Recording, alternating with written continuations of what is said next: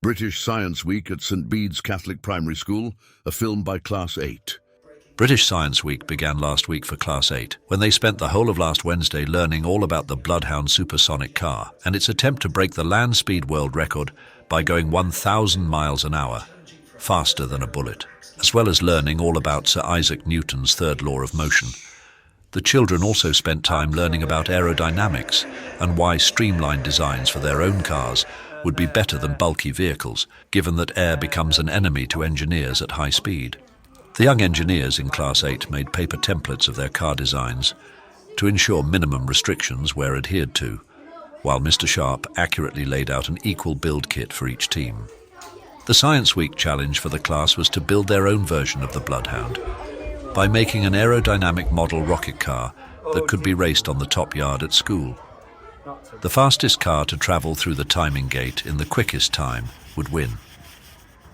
The tricky procedure of cutting the foam blocks with a hot wire cutter was handled by Mr. Sharp.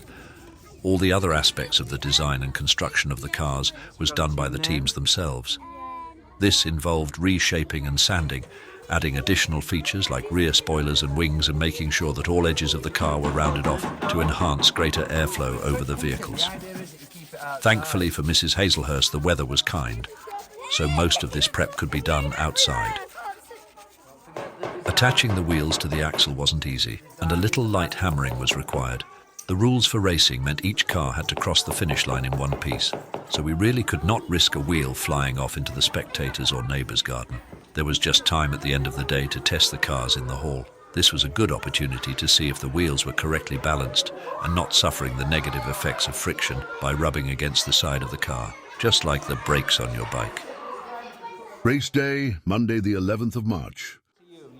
There was just time for some last-minute improvements before each team inserted a BBC microbit into their car, so that a precise and highly accurate time and speed reading could be recorded as the rocket cars travelled through the timing gate. This was a delicate procedure and had to be done with care. Any error at this stage would result in immediate disqualification. The teams then armed their individual rockets and stored them safely in a bomb-proof box. There was just time for some final decoration, and then Mr. Sharp did a draw to determine the order the cars would be raced in. As soon as last break was over, Mr. Sharp started to prepare the racetrack. He attached the metal wire to the basketball post at one end of the yard, and the individual racing teams connected their cars to the wire in the order they were drawn. Final checks were made to the rockets, and all other safety precautions were double-checked, including water for the spent rockets, first aid kits, fire extinguishers, and the timing gate.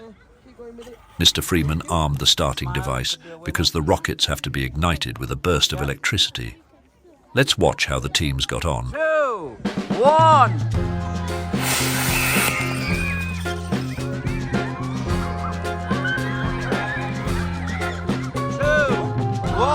Fire! And then we're going to keep it out with some pressure. So I would put your thumb on the top of it now. 1.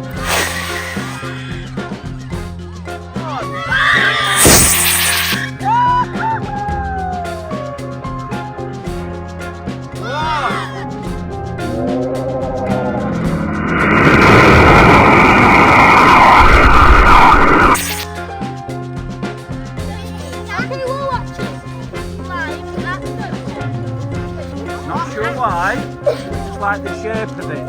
Here we go. Oh, I got a secondary explosion there. 1. As soon as we press that other button, it shoots on. Do you want to do both, or do you want Look at you. Oh my goodness. 1.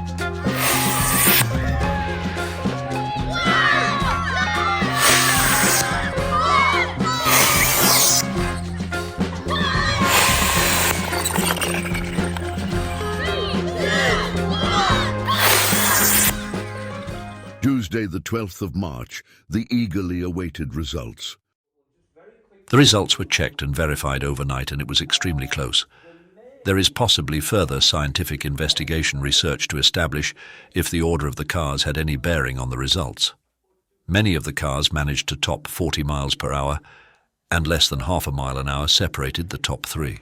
Although he'd never admit it, we think Mr. Sharp was gutted to finish in second place, because with an amazing top speed of 44.9 miles per hour and a record time, first place went to our budding engineers, Sam, Jack, and Lewis D.